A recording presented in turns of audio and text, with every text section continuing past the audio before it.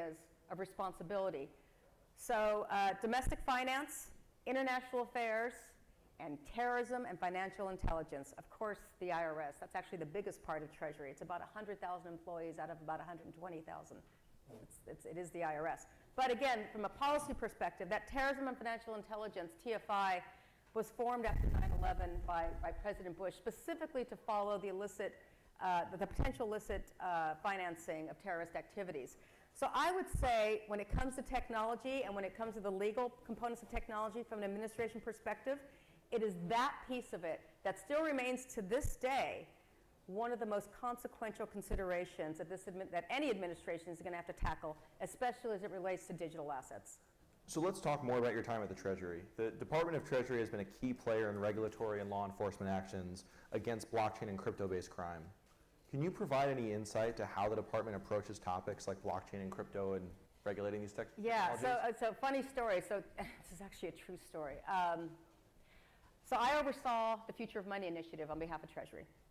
And blockchain was still very, very new to everyone. And I kind of have to separate that a little bit because when that first kind of hit our radar, there was kind of an interagency policy group that came together to really kind of understand what it is in the first place. I mean, that concept, even back then, was so novel.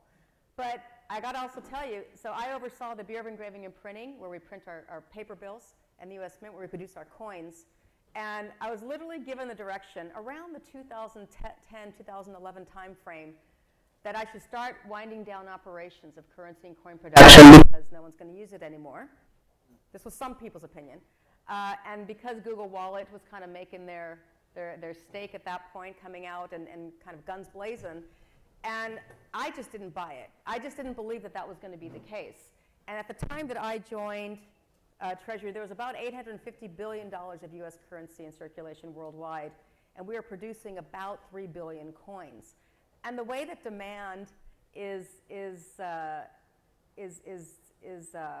taken in terms of the orders is based on the Federal Reserve through the banks, right? So the banks give their orders to the Federal Reserve gives their orders to us at Treasury, and then we produce the amount, again, purely based on demand. And everyone, again, there was a good group around me who were just assuming that because Google Wallet was out, that somehow we should be unwinding. And again, the way I look at demand is it usually follows the path of GDP historically. Consumer usage of cash usually follows almost the exact trajectory as GDP growth. So at the time we were producing 2 to 3%. So my reaction to that was, well, gosh, that's not what history has shown us. I think we should still keep going. And in fact, if the Federal Reserve gives us these orders, these projections, that's what we're going to do. We're not unwinding. In fact, we should prepare for more coin and currency demand. So what do you think happened? So I told you at the beginning there's $850 billion of U.S. currency in circulation worldwide. We were producing 3 billion coins a year. What do you think it was when I left? Any guesses on what the currency in circulation is around the world today? U.S. currency from $850 billion to 2.2 trillion. Now, some would say that's store of value, right? That's mattress money, suitcase money, wall money, which it is. But look at the coins. Again, we're producing 3 billion coins a year. What was it when I left, you think? 8 years later and still exists today. Anyone? Any guesses? Say it out loud. 16 billion. So, wow. Demand increased a lot more than anyone anticipated, even more than I anticipated. And I think the takeaway from that is consumer behavior is the hardest to change. And in this case, it really was about optionality. People just wanted more options. And because U.S. currency is accepted worldwide, it's liquid, it's obviously government-backed, it's secure, it makes a big difference in how people want to use it. So it continues to be in demand, by the way. So speaking of the demand for currency, blockchain has enabled others to mint currency of sorts. What do you think about this? Is it a good, is it a bad thing? And what are the legal complications that come from printing your own money? Yeah, so people should, just for disclosure, I'm on the board of Ripple, which obviously produces XRP. So I am a huge supporter of this world of blockchain, this world of digital currency, and this world of providing options, especially for this next generation, millennials and post-millennials. It's all about optionality for them. It's all about ease of use. It's all about access to your phones. If you're not on the phone, if you're not on TikTok, you're 10 steps behind. And my my little Goldman Sachs rock star who just left to start his own crowdfunding real estate on the blockchain, funded by Tim Draper, by the way, first seed investor. So happy for him. So again, I live this every day. And I support the optionality. That being said, what you're going to hear me say all the time when it comes to this kind of innovative way of having people conduct commerce, there has to be guardrails. There has to be a framework. There has to be tracks in place in order for the train to move forward. And again, this is where it's hard for the government because we're not always in that first car.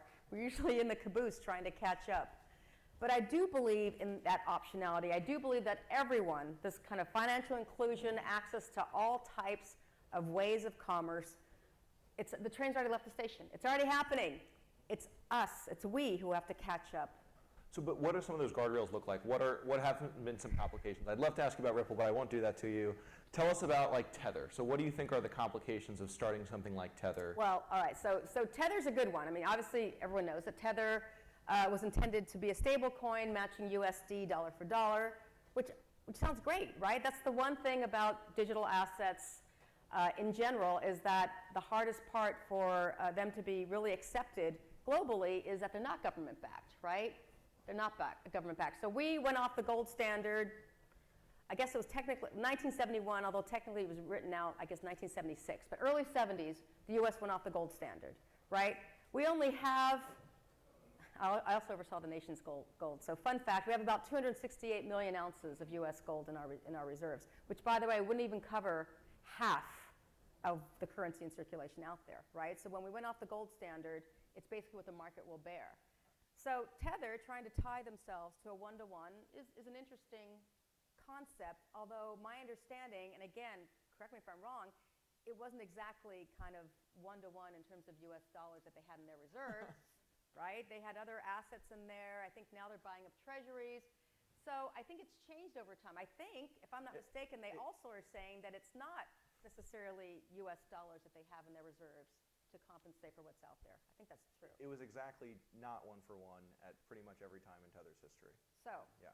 There it is, right? It's a good concept because again, that is the one thing. It's when you think about the government-backed, currency that makes it much more tolerable for other people to use. So I should have known this having served in the government, but you're answering all the questions very clearly and succinctly, and I'm down to one last one, and I had extra questions prepared. So take your time with this one. We might have one audience question time. Uh-oh. So be kind. Recently, the OFAC, which is part of the Department of Treasury, they sanctioned Tornado Cash, which has been a service for effectively laundering money through Ethereum. What did and didn't surprise you about this action, and what did and didn't surprise you about the reaction to this action? So OFAC is the Office of Foreign Asset Control, also part of the Terrorism and Financial Intelligence Group of Treasury. Very, very specific. So when it came for time to that, and I want to go back and really answer your question about how I think the government should be working in terms of these conversations about regulation and other red flags when it comes to digital assets. Let me come back to that. Don't let me forget that, because that's important. Coming back to your current question, so first of all, it's a mixer, right? They all call themselves a mixer. And so when you're a mixer, my understanding is that you're trying to protect the identities of the individual so that you can have private transactions. You call yourself a mixer, that's a red flag already. So what surprised me about OFAC that they didn't do it sooner? I think they've been around for a while already. Yeah, many years. So, and I think they just did this. Is it this summer? It's like a couple weeks ago. Yeah, COVID. Yeah. I can't remember anything with COVID, but so again, the fact that they took so long is interesting. But the other part that really surprised me about that. So by the way, I'm still very much involved in Treasury. I was on the Biden Treasury transition team. This is actually now I'm in my fourth tour of duty, if you will. So I was just recently appointed by President Biden to be the chair of the congressional commission that's planning the nation's 250th anniversary in 2026, 4 years from now. Big job. Very excited. It's my fourth tour of duty. But going back to the question, you call yourself a mixer, that's already a red flag. That's one. But the other part that surprised me that OFAC did, and correct me if I'm wrong, is that they actually, so what OFAC would usually do is they'd actually go after the bad actors. They would list the individuals who are being sanctioned, right? Even if you're part of an organization, they'll still try to list the individuals because it's usually the individuals that they can, tie the illicit activities to specifically. I think in this case, correct me if I'm wrong, I think they actually identified the code versus a person. And that's, I think, a little different. Yeah. So if that is the case, it's funny, I'm actually on my way to DC tomorrow. We're actually having a Treasury reunion on Saturday, all of us who served during the crisis. And then I'll be in Treasury again this Monday. I get invited back to all the swearing-ins, which is really fun. But again, I'm still in the mix. But I'm kind of interested in knowing if that's going to set another precedent. Because when you start identifying code as the bad actor, that's a little different. That's a little different. So again, Yeah. I'm sure there are good reasons. I don't know what the reasons are. I'm just kind of stating what I do know because I wasn't on the inside when that decision was made. But it made me curious, though. But yeah, anytime you want to call yourself a mixer, again, that is a red flag. But let me go back to the other question about Yes. how I think, if I were king for the day, so you probably know from the Dodd-Frank Act of 2012, financial reform, one of the, I think, very constructive pieces that came out of that was the FSOC, the Financial Stability Oversight Council, which includes all the regulators, including the Federal Reserve, and who is the chair of the FSOC but the Secretary of the Treasury.